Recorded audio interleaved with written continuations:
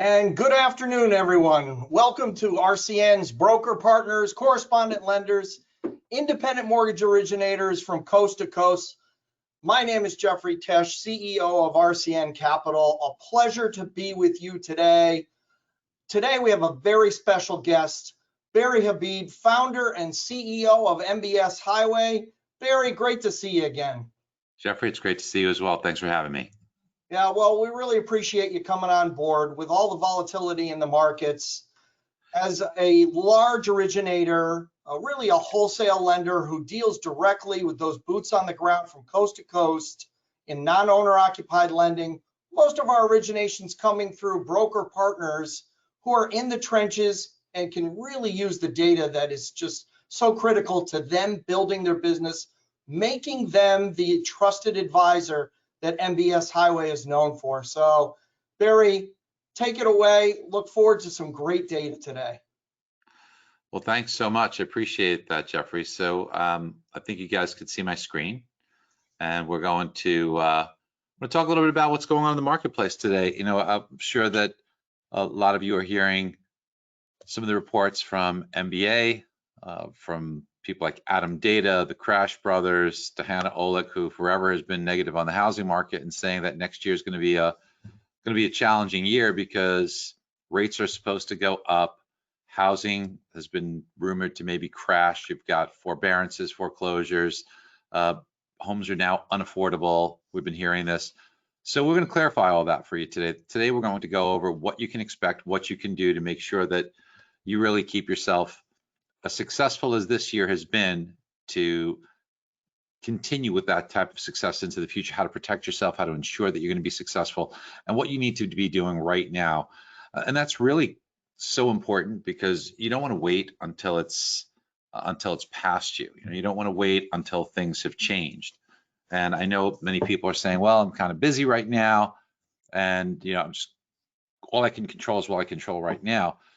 But really, there's ways that you should be transforming your business currently, because if you think about it, if McDonald's would have just said, hey, we've got a really busy burger place and we're too busy to grow and think about the future, I mean, they would still be a little burger shop, in San Bernardino, California, that would be thriving and doing well, but nowhere near the ginormous success that they are today. So, those guys were busy, but they weren't too busy to think about how they can grow their business in the future. There's ways for you to do that, and the time to do that is right now. It's the time to do it because you don't want to wait until things change. And there's a lot going on in the background. There's a lot of public money that's coming into the marketplace where you see these companies are loading up right now with the resources to be able to endure price wars.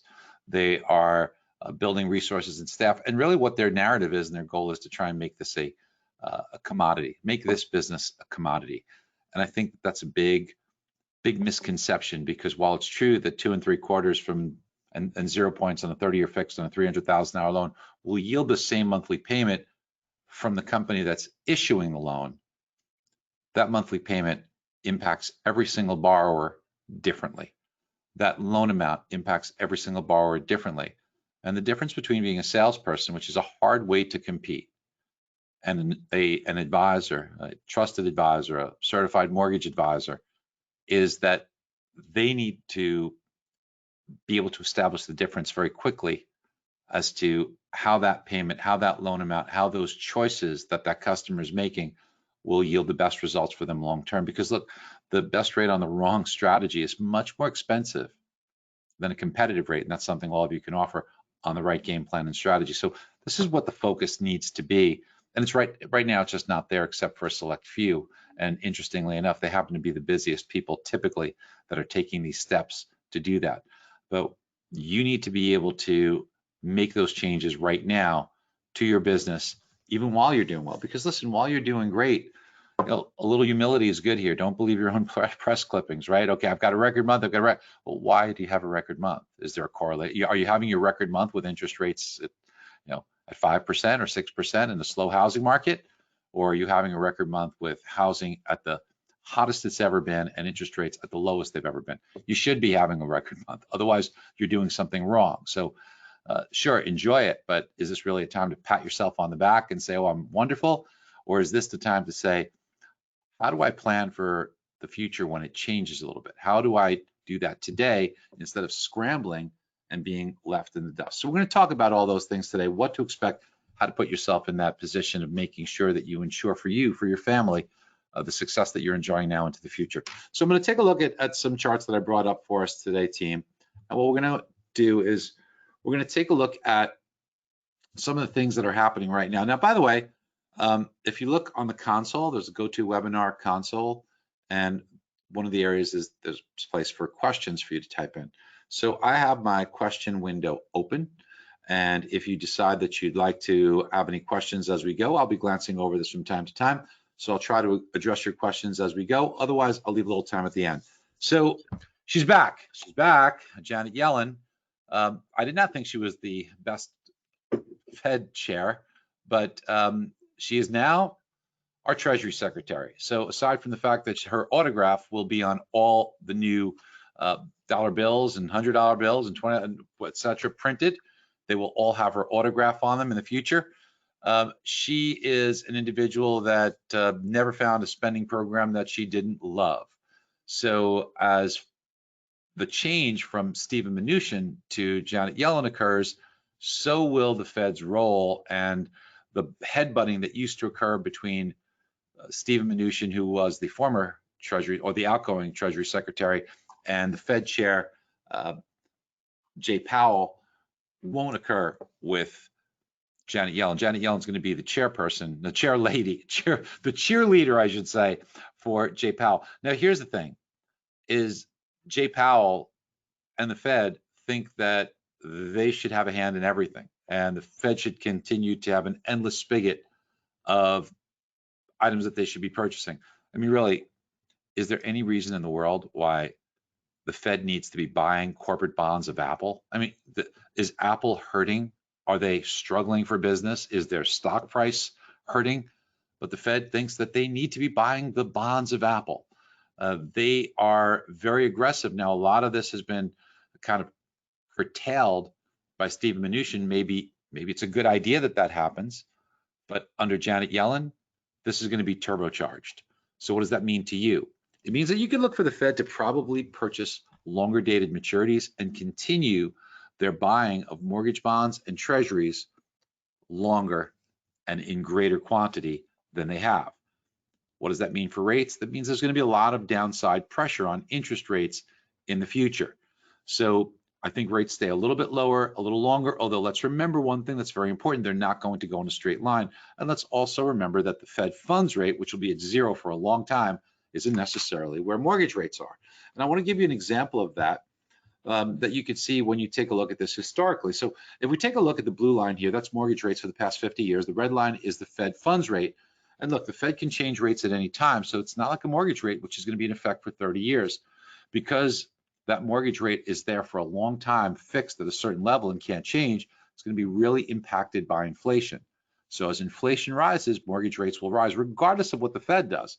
In fact, if you take a look at a 50-year period here, you can see there are many periods where the Fed funds rate goes up, mortgage rates go down. Fed funds rate goes down, mortgage rates go up. And you can see this pattern repeating itself many times. You know, Fed funds rate up, mortgage rates down. Fed funds rate down, mortgage rates up. Now, many times they will go in the same direction as well, of course. But with the Fed funds rate now at zero and anticipated to be there for a long time, a lot of customers get lulled to a false sense of security, thinking that mortgage rates can't go up. What I'm saying to you is that while I think mortgage rates have a lot of downside pressure and probably stay low, there will be periods of time, and I'll explain why to you, that they will have a move higher. And we need to understand that your customer doesn't have 50 years period to lock their rate in. They typically, on a refinance or purchase, have 30 to 45 day window that they can choose to pick a rate to lock in. And because of that, there could be periods of time where the Fed funds rate's at zero and mortgage rates move up, and sometimes they move up rather significantly. So let's look at the last time the Fed funds rate was at zero, between 2009 and 2016. 7 years, Fed funds rates at zero, but there were many instances where mortgage rates moved. In fact, let's look and highlight a couple of them. Here, you can see that mortgage rates went from 4% to 5.125%. So during this 6-month period where mortgage rates went up, a lot of your customers were in that position of seeing interest rates go up, even though the Fed funds rate was at 0, and even though over time mortgage rates did head lower. Here's another period of time. Look at this one. In a 6-month period, mortgage rates went from 3.5% to 4.75%.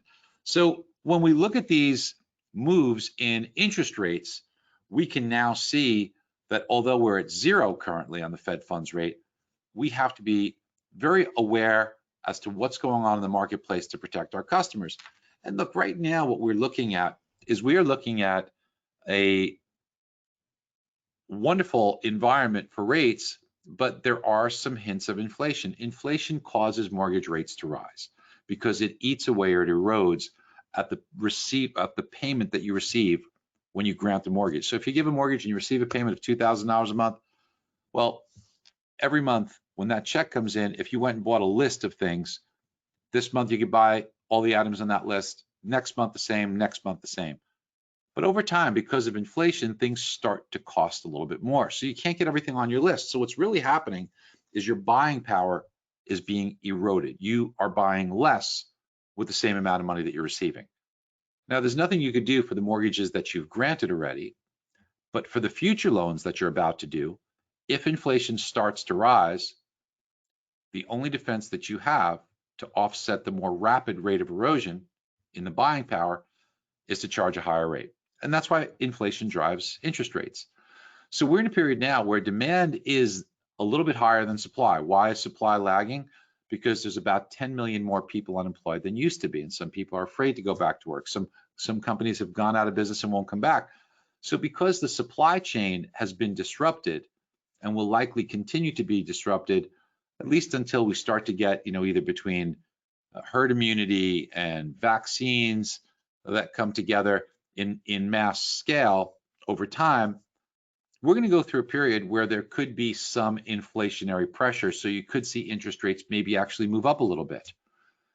And that's something that we have to watch out for. Now, I believe that when the masks come off, and this is very different than what you're hearing from the MBA. This is very different from any other people that are forecasting rates. I think that mortgage rates actually come down. When we take the masks off, we start to be able to be more back to normal. We will be in a position where inflation will be subsided because supply chain meets demand. We will have an overhang of debt that has to be serviced. Now, debt in this country is currently $27 trillion. Just a year ago, it was $22 trillion.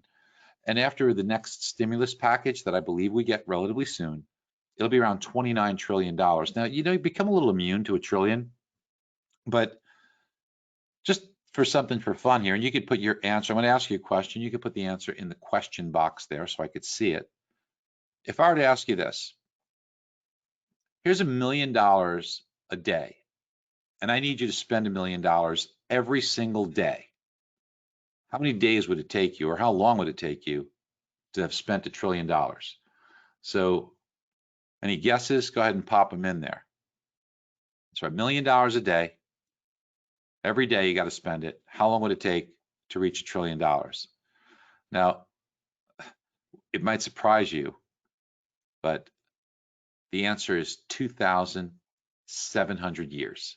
2,700 years. 2,700 years is a long time. I see some of the responses. Wow, yeah, you would have had to have started 700 years BC in order to get there, right? So when we take a look at where we are and reaching $29 trillion, that's a lot of debt. That debt has to be serviced. So when we look at the debt having to be serviced, that means there's a lot less dollars that are available to stimulate economic activity. So we've seen this in history. We've seen this throughout every place in the world and every period of time, in the United States certainly, but also China, Japan, the UK, the Eurozone. When debt goes up, interest rates come down. Why?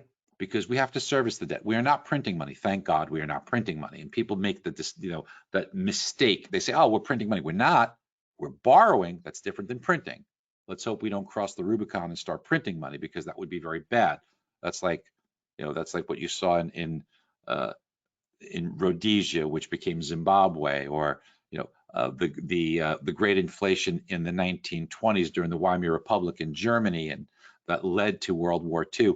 Those are very bad things. Let's hope we've learned from history and we don't print money. But when you take a look at where we are in borrowing money, that debt has to be serviced. And because that debt has to be serviced, that's less money that's available for economic growth. So slower growth leads to lower inflation, which always, always, always pressures interest rates lower. Doesn't mean interest rates can't rise for periods of time, but there will be downside pressure in rates. I'm going to tell you that I think that you will never in your lifetime ever see a mortgage that ever again has a 6% handle. I've been saying that for a long time, and I believe that to be true. You will never see a 6% handle on a mortgage rate. Probably be very hard to get one with a 5% handle. And this is very important for us to understand, because where we are today, these concepts are the same concepts that I used in the past, everywhere. Many of you have seen me forecast rates, and we've done a pretty good job of it. But during 2019, we said the debt levels were rising to really concerning levels. While everyone thought that mortgage rates were going to go up, we forecasted two things that people thought I was nuts for. I said that the 10-year Treasury is going to 1%. Nobody believed me. Went everywhere. And sure enough, it did go to 1%. And yes, we did get into a recession before the shutdowns. In February of 2020, we reached a recession.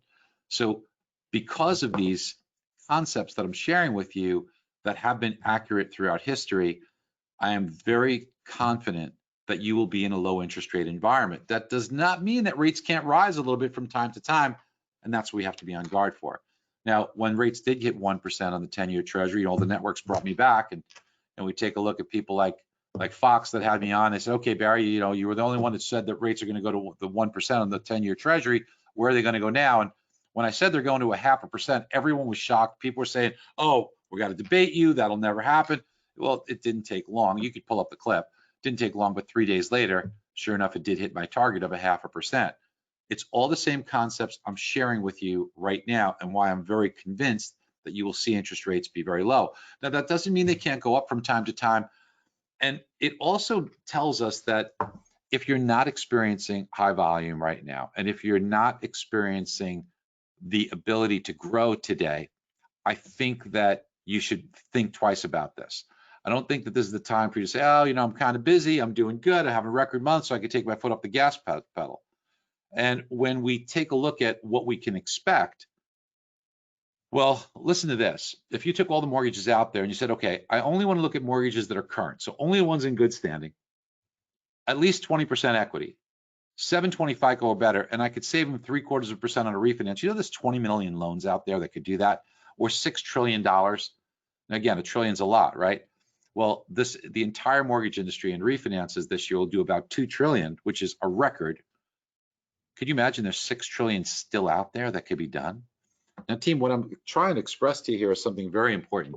If you're not posting videos, if you're not growing your business, if you're not hiring assistants, if you're not taking on junior loan officers, and if you're not investing in yourself today and sharpening your skills, I think that you are cheating yourself and cheating your family and cheating your future legacy, because this is really the time that you can create generational wealth in this business.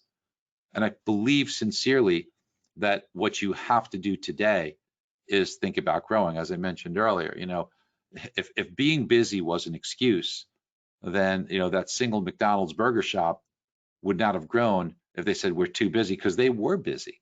But that's when you grow. You grow when you're busy. You do those things when you're busy. You invest in yourself when you're busy. And that's what you have to be doing right now. Are you posting videos every day? Do you have scripts in order to do that? Are you putting yourself in a position to be a trusted advisor? Are you on guard for all the money that's out there for these fintech companies that are going to come after you? And what are you doing to combat that? So certainly this presence on social media, by being that advisor and giving advice. But remember, you can't give what you don't have. So you have to have amassed education in order to do that successfully. And are you making more of the opportunities you have? What are your conversion ratios? Because what you need to be doing is, if there's going to be fewer leads out there in the future, there will be. Are you converting a greater percentage of those to offset what fintech's taking from a part of the pie that you're not getting anymore. So these are ways that you have to protect yourself into the future. It's very bright if you do the right things.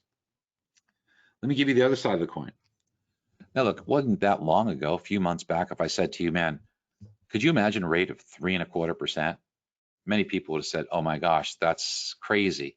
I remember when in 2019, I was telling people, hey, look, you can have a refinance opportunity where you'll be below 3% on a 30-year fixed. Everybody thought I was nuts. And I said to people, don't take upfront MI, pay monthly MI. Don't pay points on a loan, and don't look for the lowest rate. Believe it or not, take a higher rate in exchange for lower costs because you're going to get this incredible refinance opportunity. Most people thought I was crazy. Well, sure enough, we got that.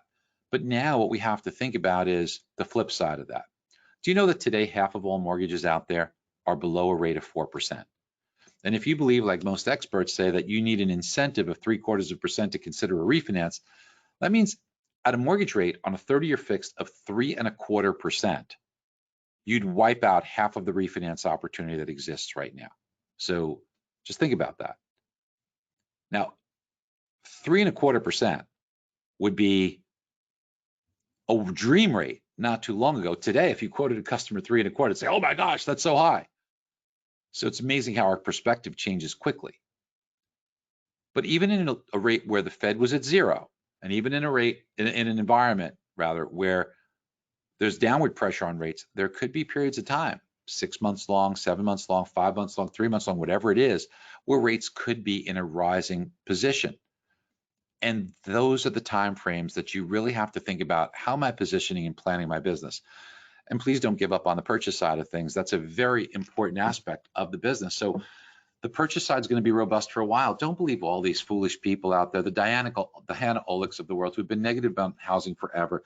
Adam Data, who every single piece of information they put out there has been wrong. They've been saying don't buy, rent, housing is going to crash. Now you've got the Crash Brothers saying that because of forbearance and foreclosure problems and unemployment, we're going to see the housing market crash. They're forecasting a 50% drop in real estate values next year. It's really sad to see what's going on, and they're very misinformed. And the big one we hear today is affordability. Let's take it step by step, and let me explain to you why housing will be really strong for a long time. And this is the time to be purchasing a home. Even though home prices have been a bit elevated, they're going to go higher still. And it starts with demographics. So people are waiting longer to get married. It wasn't that long ago they were waiting very quickly to get married. They weren't waiting, I should say. So 20 years old is what it used to be. Now it's 30 years old. And if you believe, like I do, that for many people, not everyone, that after you get married, one of the things you do is you contemplate having children. That's an important step because having kids is a big, big, big decision in buying a home. In fact, here's the stats. 30-somethings, 30 to 39-year-olds, which happen to all be millennials today. Do you know that the oldest Gen Xers are 40 years old and about to be 41 years? I'm sorry, the youngest Gen Xers are 40 years old and about to be 41. Yeah, there's no more 30-something Gen Xers anymore. So when we take a look at people that do not have children that are between the age of 30 and 39, their homeownership rate, 38%. You have just one kid and your homeownership rate goes to 80%. So this is something that tells us that having children has a direct correlation to buying a home. So one of the things I like to do as far as trying to forecast the future is I want to see what's trending. And you could do this too. This is no secret formula I have. You just go to Google and go to Google Trends, and you can see what's trending out there. So if you put in a search term and see like baby registry, it is now at its highest level of interest since Google's been measuring this stuff, or about 17 years. So why is this so important? It's really important to be able to measure this interest in having babies because we know that babies are an enormous driver in the desire to purchase a home. So I don't know if it's because during COVID, people were locked down and just got busy or whatever, but we're in a position right now that we are expecting 2021 to be a robust year for births. And what does that do? That drives home ownership. If you take a look at home ownership in general, look at where it's coming from. It's all in demographics of people under the age of 35, with, interestingly enough, the fastest growing cohort of home ownership is those under age 25. Now, if you want to market to these people successfully, then what we have to think about is that when you teach your real estate agents and you speak to them and you say, how many times will someone move in a 12-year period? It's interesting because if someone's over 50, they'll move once in a 12-year period. Well, that means that that real estate agent during a 12-year period will get one transaction. But if the individual is under age 35, within a 12-year period, they will move 4 times. Now, you certainly don't want to ignore the over 50 cohort, but it's interesting because many real estate agents think that they're successfully marketing to those under 35, but they're not. You see, first of all, realtors do not do a very good job on social media. And if they do, what they'll often talk about is they'll say, well, yeah, okay, I've got a presence on Facebook. But guess what? You see this guy here is under 35. That's not typically where they're going to be looking on social media. Where it's going to be is Instagram. You know, look at these faces, not too many of them, none of them have any reading glasses, okay? So what we want to try and do is, first of all, become educated ourselves, but then really teach our real estate agents, if we want to be of value to them, that they need to be able to market on Instagram and post successful, informative videos on Instagram. And that's something that first you need to be able to master and then teach your real estate agent that. Now we take a look at demographics, and it's shocking to me how people don't follow demographics. Demographics really helped me win that award from Zillow 2 out of the past 3 years for being the most accurate real estate forecaster. And, you know, there's not a lot of secrets there. You know, if you look at demographics, the demographics really can help you to determine what the supply and demand would be. So here you're looking at a chart that shows how many people were born every single year. And you see your different generations, your baby boomers, your Gen Xers, your millennials. So according to Zillow, the median age of a first-time home buyer today is 33 years old, which means that they were born right at the end of 86 or through 87. And that's right here on the graph. Now, I want you to look at this with a critical mind, and I want you to look at this and say, okay, analytically, what would I anticipate the future to look like? Well, what do you guys think? Do you notice anything in the future years here? And one of the things that you should be noticing is this explosion that is about to occur in first-time home buyers, because 33 years ago, there was a explosion in the amount of births that occurred. Between 1987 to 88, 89, 90, even 91, 92, much, much, much higher than the birth rates in 87. And if you look at the birth rates in 87, if you were to take that and kind of draw a line across, they're never going to be less than what they were in 87. And that means that the amount of first-time home buyers coming to the market today, while they're plentiful, is the lowest amount of first-time home buyers that are going to be out there in the marketplace. So just think about that for a minute. We already know that inventory is tight on the low end. We already know that first-time home buyers are coming out in droves. But every single year into the future, there will be more of them than presently. And in fact, there's about to be an explosion of them in the next 4 years. What do you think that does to real estate values? I mean, take a look at this growth. Now, one of the ways I was able to accurately forecast the housing bubble, and even personally did some transactions in my own personal life, selling Mortgage Market Guide, because I looked at that housing bubble and found that there was some troubling signs before it happened. So in 2006, when I looked at the demographics, I noticed something very interesting. And I noticed that birth rates in 1973, which is exactly 33 years before 2006, so that first-time home buyer who was in 2006 at age 33, the median age, they were born in 1973. I noticed by looking at this chart, this dramatic drop, a precipitous drop in birth rates there. Now, there's a reason for that. Anybody want to put in the question box what that reason was? Anybody care to guess? I'll go ahead and monitor that while you guys do that. Any guesses? Now, some people say birth control. That happened actually in 1960. Some people say Vietnam or recession or oil prices. Yep, somebody just saying Vietnam here, oil recession. All you guys are saying all the typical ones. And while they all were contributing factors, and you bring up very good points, well, I see Christopher's got it correct. And it was the legalization of abortion. So isn't this amazing when you look at this chart and you watch this huge drop in the rate of births that specifically happened because in January of 1973, the Supreme Court ruled that abortions were now legalized. And you saw birth rates drop, and then exactly 33 years later, which is exactly the median age of first-time home buyer, the beginning of the housing bubble unfolded. And let's take a look at that in action now. So when we fast forward 33 years, what do we see? I'm going to show you a chart that shows you households being formed. So what's a household formation? That's somebody leaving mom and dad, and they go and get their own place and they turn the electric on. So they formed a household. And notice on this chart, those are the blue bars that you see every year. So 2002, 3, 4, 5, 2006, exactly 33 years after abortion was legalized, notice the enormous drop in births. And I'm sorry, in households being formed, because 33 years ago, there was an enormous drop in births. Now these gold bars here, that's builders putting up homes. And notice how they were somewhat close to the amount of households being formed. And this is your classic demand in blue versus supply in gold. Except in 2006, what happened? Builders didn't pay any attention to demographics, and they built homes like crazy. And you could see here all this additional construction, but by the same token, the households that were being formed were far short of what was being built, and you had yourself a housing bubble. Now, if you take a look at what's going on today, and you want to know why there's no inventory, and you want to know why real estate values are going up, look no further than what you see to the right of the chart here. And what you see is these blue lines, or households being formed, are much greater than what you see in builders constructing homes. So what you have here is you have a huge imbalance, and that's why home values are going up, and that's why there's no inventory. Now, let's first notice the exact correlation. As you see, big drop, flat, goes up, right? Let's take a look back. Big drop, flat, goes up.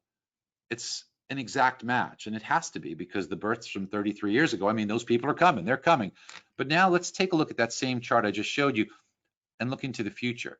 So use your brain critically here, and what do you think is going to happen in the future? As you look at the birth rates, let's look at the blue lines. What do you think happens to the blue line in the future?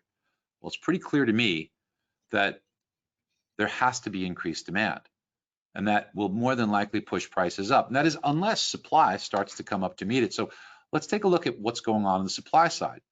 Now, this is new construction. So this chart shows you how many homes are being built every year. And we already know it's been lagging, but then along comes COVID in 2020, and look what happened to construction. It all but came to a standstill. Now it's starting to pick up again, but you see this huge hole that occurred. That's exacerbated the problem. The reason why home values are appreciating so dramatically and why it's so hard to find a home, it is because you have this enormous lack of construction that occurred in an already low inventory environment.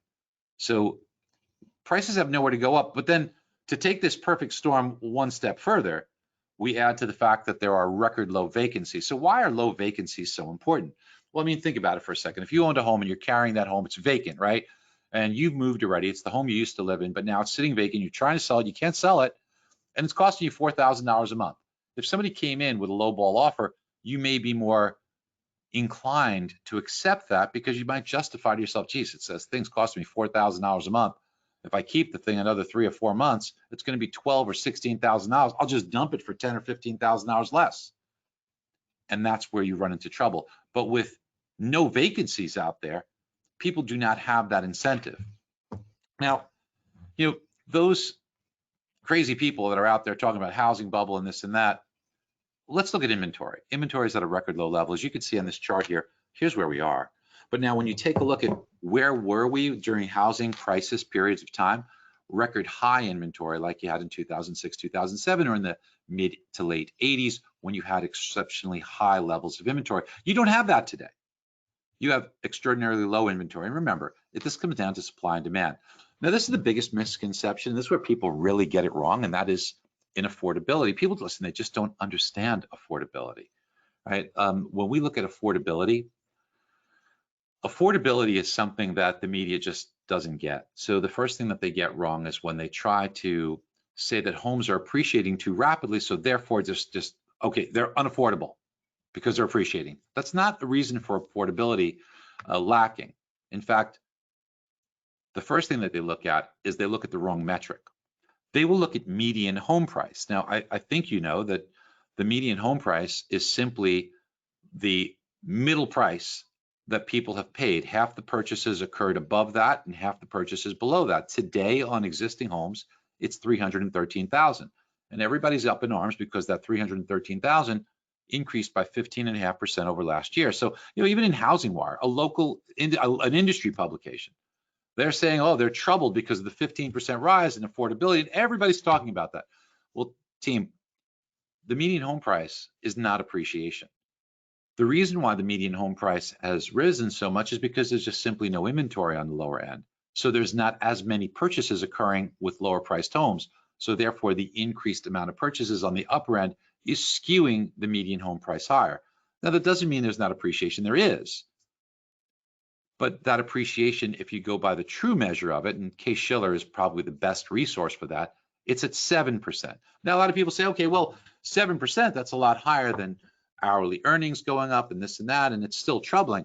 The thing of it is you don't look at hourly earnings. I know everybody else does, but let's be smart about this. You can make more or less per hour. That's not what you're taking home, which is why we look at weekly earnings. And weekly earnings are currently going up at 5.9% per year. Now, 5.9% is still below 7% appreciation, so somebody could still say that that's a problem.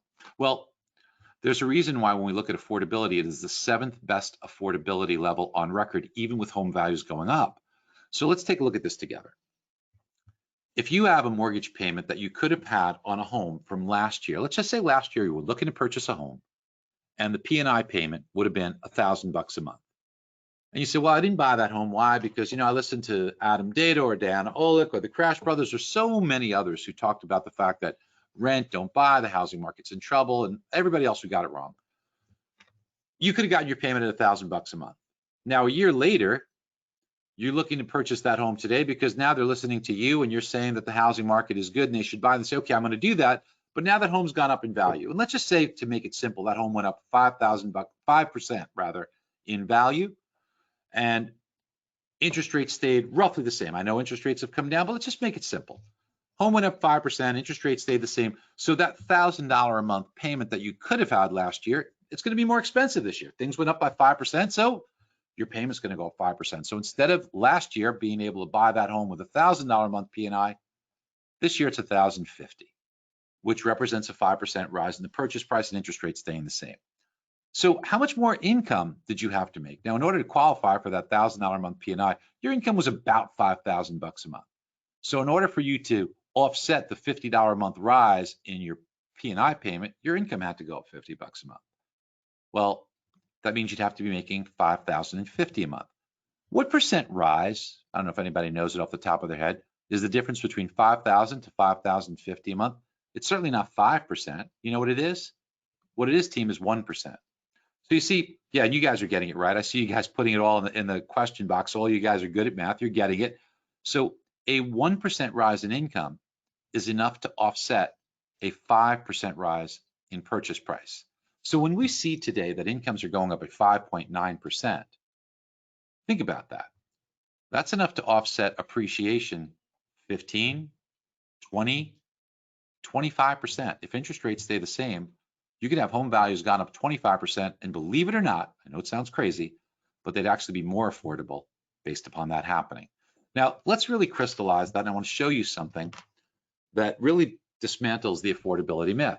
So let's just say a year ago, you were looking to purchase a home, and today that home value is based upon 7% appreciation, and today it's selling for $350,000. So that means a year ago, when you back out 7% appreciation, a year ago, that same home was at around $327,000 for that same home.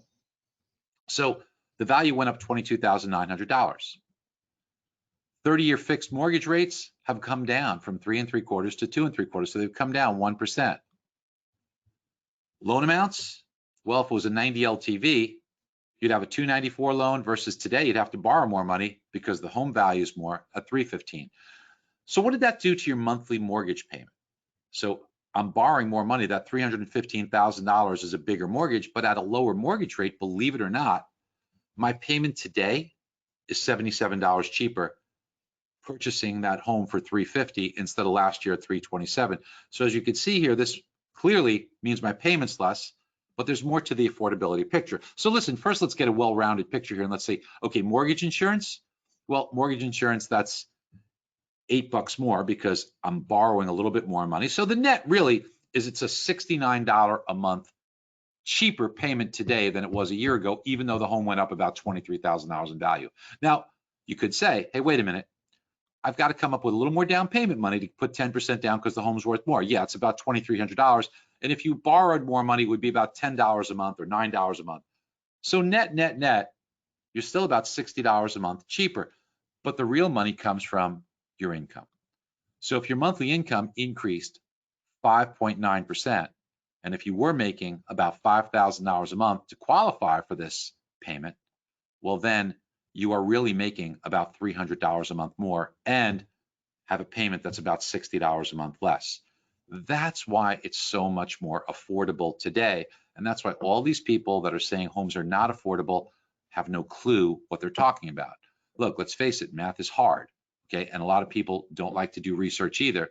It's a lot easier for someone to try and get eyeballs by trying to scare you with some BS as opposed to putting in the actual work in analyzing this properly. Now, team, the other thing we hear all the time is we hear about, hey, there's going to be a bubble. People are in forbearance. When they come out of forbearance, they can't make their payment. Well, the thing of it is, though, people will sell their homes and there's a lack of inventory. And the good thing about this, team, is that people have equity to protect. This is not 2009 where 26% of the homes owed more money than the value of the home, and they just simply handed in the keys.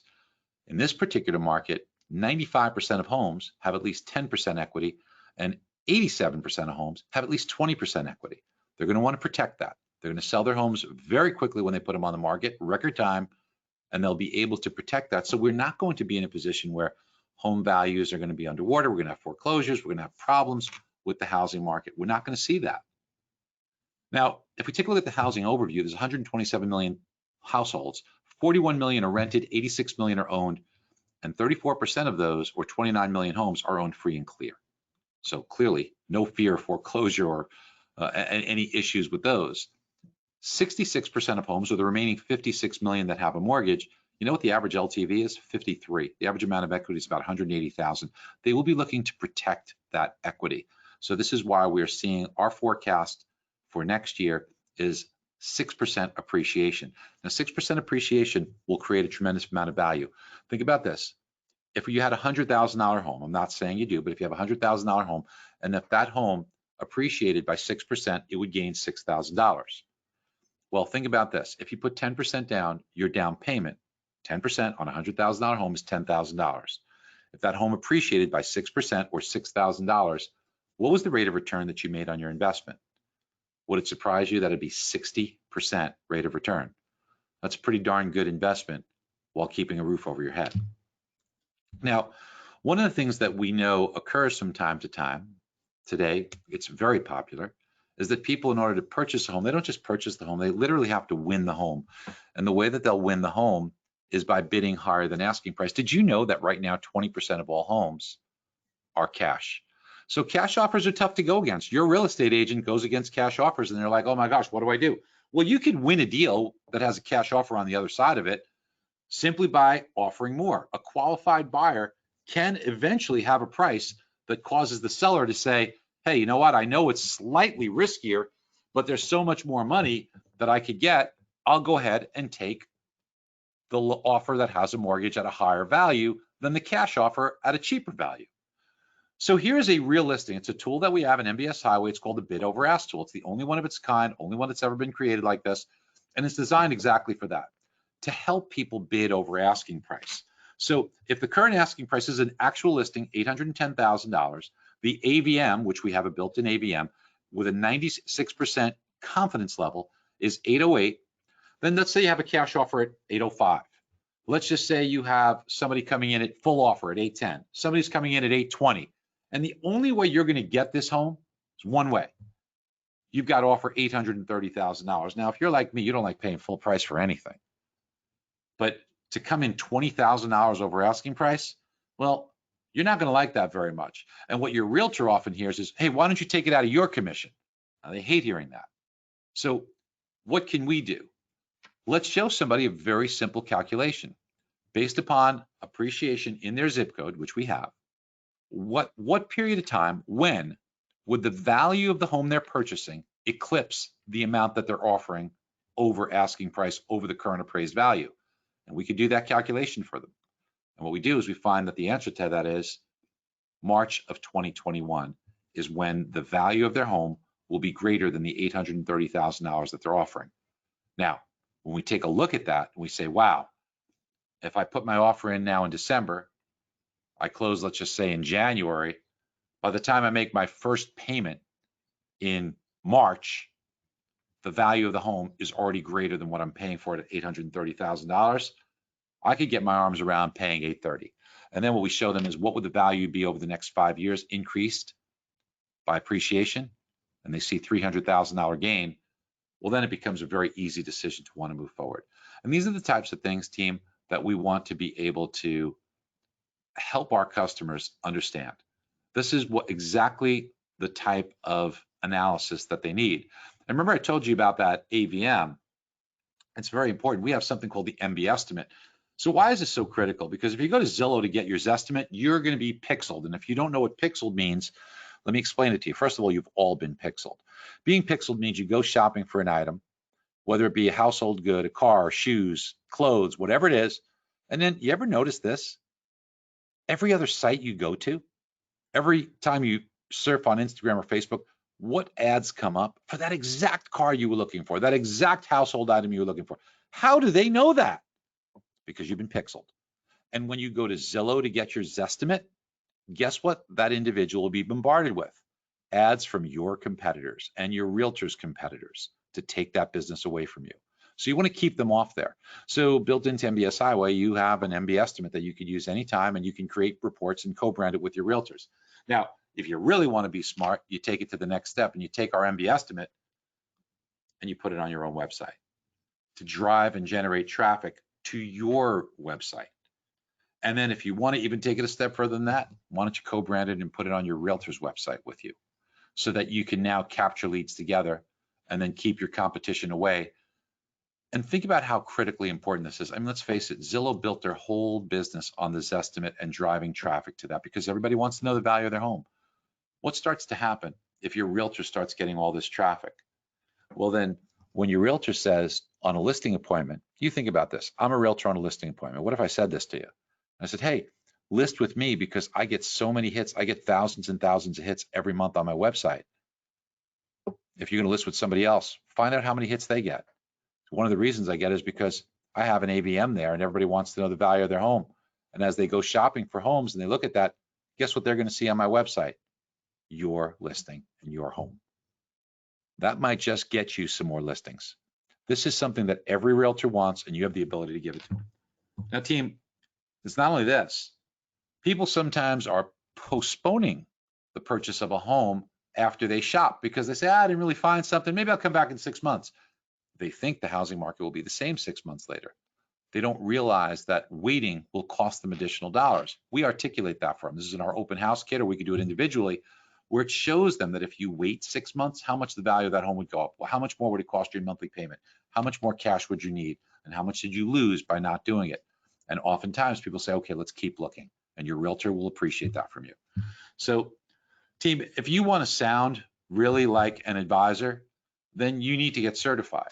And becoming a certified mortgage advisor, and you've been hearing all about it, I'm sure, because everybody's talking about this. And if you go to the Facebook page, you'll see every testimonial, how it's literally life-changing. This is what every single person who's graduated is saying, is that it's the best education that they've had. You need to do this. Go to becomecma.com. Because of this, today's talk that we're doing for RCN, you'll get $300 off. Just use the code BH2. And you'll get $200 off. That's becomecma.com. And if you liked a lot of the tools that we talked about today for MBS Highway, for example, that MB estimate, that bid over ask tool, and all the stuff and all the slides that you saw, if you want all access to that, just email Nicole at MBS Highway to sign up, and RCN is giving you a really attractive discount. Instead of the normal $200 a month, which people pay, which is a great price, you'll be looking at this at a ridiculous $109 a month. Look, team, this is a big money business. You have to invest in yourself. Now, this is the time to do it. Now, we talked about some questions here. I left us about 10 minutes in order to do that and still be respectful of your time. So please go ahead and write in the question box, ask that. And what you see here is my book, Money in the Streets. And while you're typing your questions and putting it in there, the Money in the Streets book that I wrote is something that will help you go through a tough time, which we all go through, we all suffer. It'll help you maximize the good times. You know, we have tailwinds in different aspects of our life, personal, business, and when you have those wonderful periods you're going through, you want to maximize that, and the book will help you do that. But mostly, it'll help you see the opportunities that everybody else is missing. So, team, I'm all yours. Let's talk a little bit about some of your questions. So the first one is, do the tools and services apply to commercial real estate? So Joseph, that's a good question. The commercial market really is a different environment. However, things like the Fed, which the tools that we have and the education that we have really do apply to that, because commercial real estate is very dependent on what the Fed does with interest rates and economic conditions. So as far as that goes, yes, but predominantly the tools that we offer and the services we offer are really geared specific to residential transactions.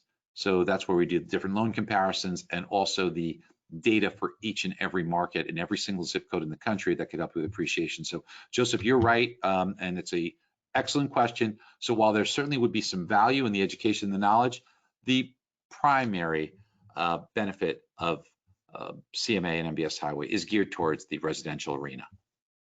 Barry, if I could jump in for a minute, and I know this has been a point of a lot of different talks that you've been giving on, which is inflation, the enemy of bonds, right?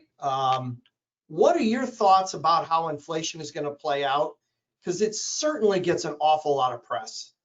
It gets a lot of press for a good reason. So inflation we see bumping up a little bit, which I think is why you're going to have some turbulence in interest rates. I don't think it's going to get crazy, but as I mentioned earlier, you have about 10 million more people unemployed than we normally would have. And because of this, you have some demand spike without the supply chain there to meet it. So as we start to see things become more normalized and people feel more confident and comfortable, and we have between herd immunity and vaccines, more people now re-entering the labor markets and having supply chain meet demand, inflation subsides, and you will probably see interest rates be in a very, very good position.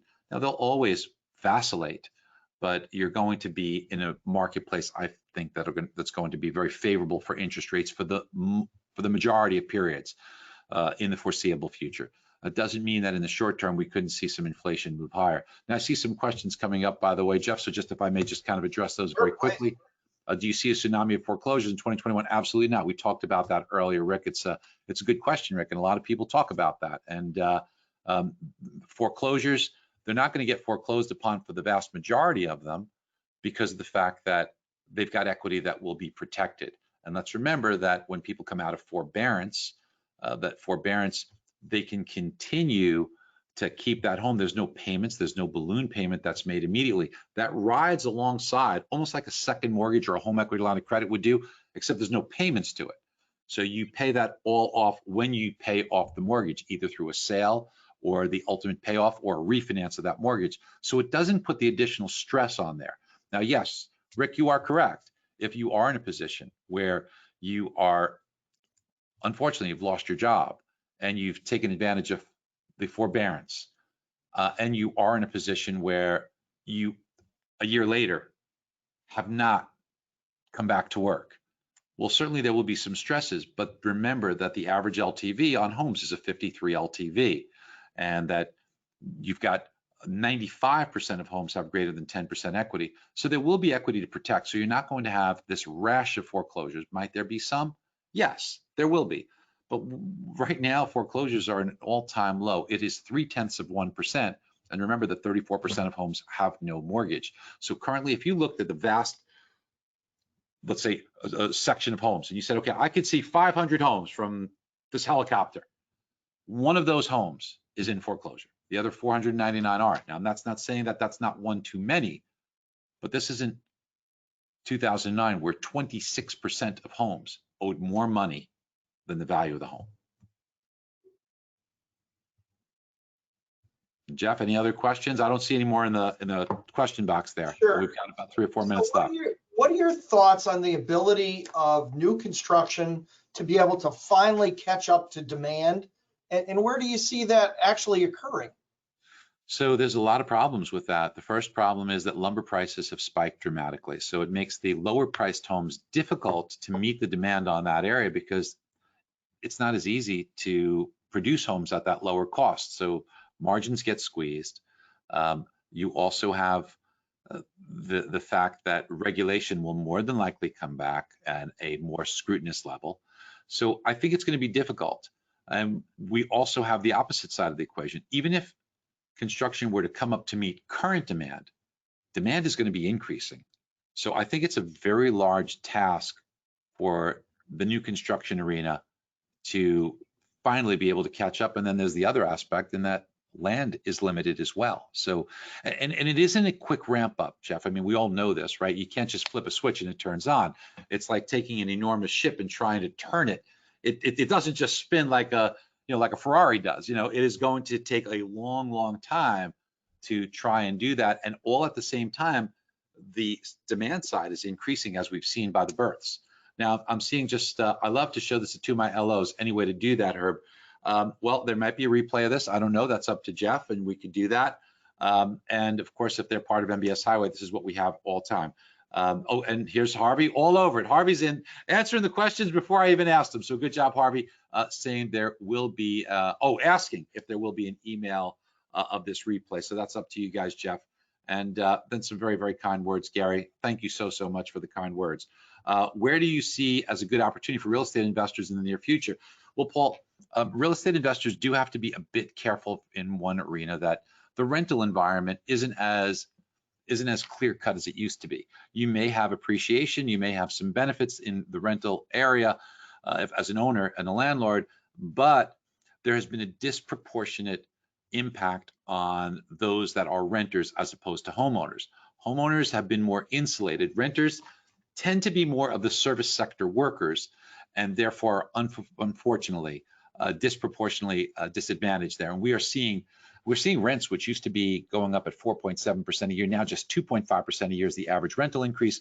We know that there are many issues with people way behind on rents, and that is hurting landlords. And a lot of people aren't passing the hat for landlords and saying, oh, you need aid as a landlord.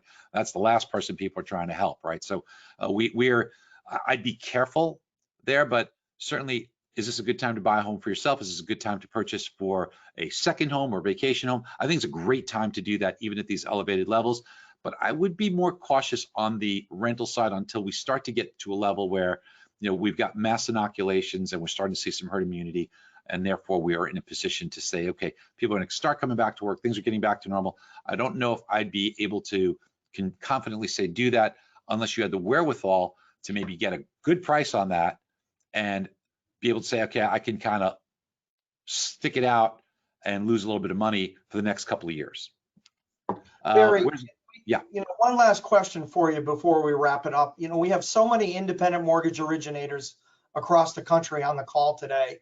And I think what they would like to know is, MBS Highway, what am I going to use these tools for every day to make that trusted advisor? Every day when I get to my desk, explain to our audience today how it's going to change them. Okay, so the first thing you're going to do is you're going to be able to know when to lock rates, what to quote customers, where the market's heading. You will get an update every day so that, look, psychologically, people make the decision to buy. You make the decision to buy. Everybody's listening to this call. When you buy from somebody, you're going to make that decision in the first few. People think that decisions are made rationally. Ha! Scientific evidence. We make decisions emotionally and then justify why we made them rationally, okay? So if you want something, you want it. If you want to work with somebody, you want to work with. If you don't like somebody, you'll find a reason not to work with them.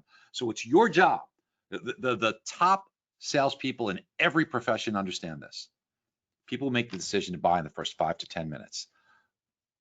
When you have different professions, they all have different tools. Guess what your tools are? Your words. What words are you using to increase your business? Look, in your company, everybody's got the same rates. Why do some people do better than others? Because they close a higher percentage of the people they talk to, because the words that they choose are more effective, because the people on the other end of the phone or the other side of the email or the other side of the table like them better, not because the rate's different, because they feel as if they can trust them. You've been through this yourself. Every time you make a buying decision, if that salesperson, if you don't like them, even if you like the product, many times you walk away. And that salesperson, even if the product might be a little cheaper elsewhere, if you really like and trust that salesperson, you buy from them. That's what MBS Highway does. It makes you more likable, more trustworthy, more knowledgeable, and it gives you something to offer that your competition doesn't. And then we've got every marketing tool in the world, every real estate market, every zip code, every tool you can imagine that you need, posting videos, give you scripts to do them, turn your computer into a teleprompter. I mean, there is so much that we do that so SurveyMonkey did an independent survey. In the first 3 months, the people using MBS Highway, they made $35,000 more. First 3 months.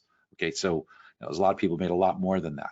And there's so many tools that will insulate you. So Jeff, thanks for asking the question. This is something that look, for goodness sakes, it's $100 a month. I mean, please, you can afford $100 a month today. Barry, I know it seems like a softball statement, but I don't understand when times are as good as they are today, how independent professionals can't be making them that trusted expert, and they need tools like MBS Highway. I mean, there's just no getting around it. It's because people think, they believe their own press clippings. They say, oh, I'm doing great. It's a record month. But, what you need to be looking at is how much more could you be doing and how much can you protect yourself into the future? And what are you missing? All the transactions that you don't count that you missed, that you could have had, that you could have built with those extra dollars that you could have had 3 assistants and 3 junior loan officers and create an empire. Great, you're making a good living, but this is the time to create an empire. No question about it. Listen, Barry, thanks so much. Two-time winner of the Crystal Ball Award from Zillow, 2020 winner, I might add. Thank you, buddy. And by the way, Herb, Nicole at MBS Highway will get you signed up at that big discount. Thanks for asking. Herb saying, how do I sign up? I missed the email. Nicole at MBS Highway, and she'll get you all signed up, brother, or give us a call.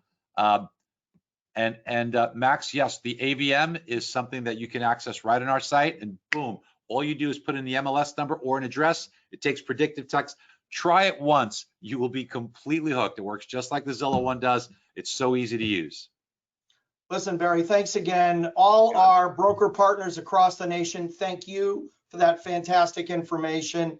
And hey, listen, when we get out on the road, I look forward to seeing you again, whenever that is. You bet. Bye, guys. All the best. See you, Barry. Bye-bye.